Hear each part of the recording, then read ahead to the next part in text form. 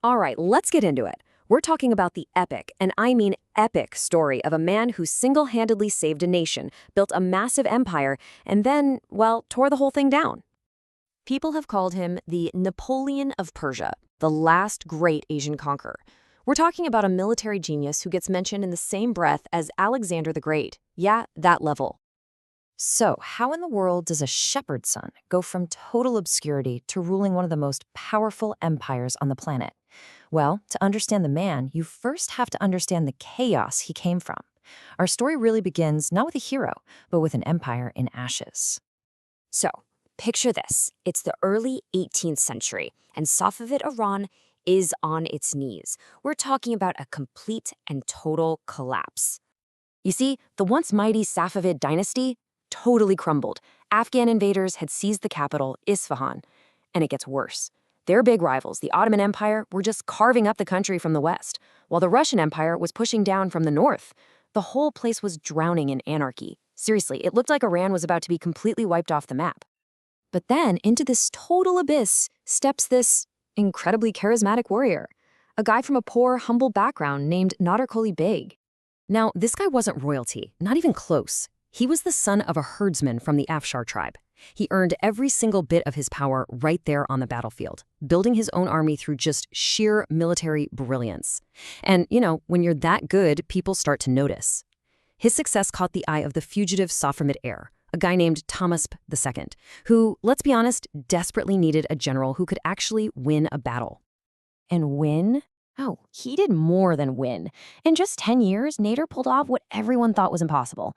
It starts in 1729. He just smashes the Afghan forces and takes back the capital. From there, he just keeps going, systematically grabbing more power. First, he kind of shoves aside the useless Shah to become the real ruler. Then he boots the Ottomans out of Iran completely. By 1736, the job is done. The nation is reclaimed, and he takes the throne for himself, starting a brand new dynasty. So here's the key thing to get.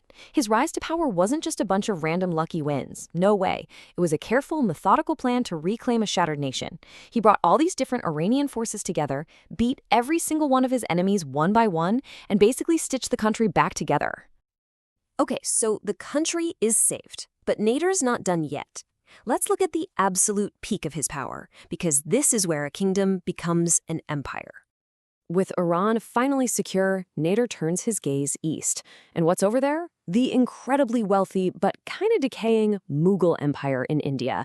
He launches this absolutely stunning invasion, and it all comes to a head at the Battle of Karnal in 1739. And get this, he crushes the Mughal army, which was way bigger than his, in just a few hours. Then he marches right into Delhi, and the loot he takes, it's just staggering. We're talking an estimated 700 million rupees. It was so much money that he was able to cancel all taxes back in Iran for 3 years. Can you even imagine that? But, it wasn't just about the cash. He took the symbols of power, legendary stuff. We're talking about the world-famous peacock throne and 2 of the most incredible diamonds in history, the Koh-i-Noor and the Darya-i-Noor. But right here, at the absolute peak of his glory, something snaps. A dark, violent change starts to consume the man who had saved an entire country. So he's campaigning in the dense forests up in northern Iran. Suddenly, a shot rings out from the trees, an assassin's bullet, and it just barely misses him. And that was the turning point. He survived, sure. Physically, he was fine. But that bullet unleashed this devastating paranoia that would literally rot his empire from the inside out. Suddenly, he saw enemies everywhere, conspiracies behind every corner. And who does his suspicion fall on?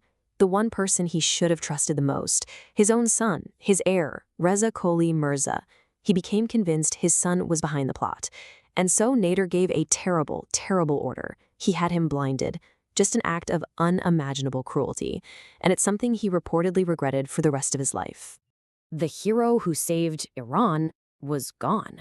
In his place was a monster. His endless wars needed cash, so he brought in these brutal, crushing taxes. Naturally, this led to rebellions all over the country, and he put them down with just unimaginable savagery. And that paranoia, it just spiraled out of control, leading to constant purges and executions of anyone he even remotely suspected.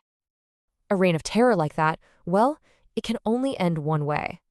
So, in 1747, a group of his own officers, absolutely terrified that they were next on his kill list, decided they had to act. They snuck into his tent at night, and they assassinated him.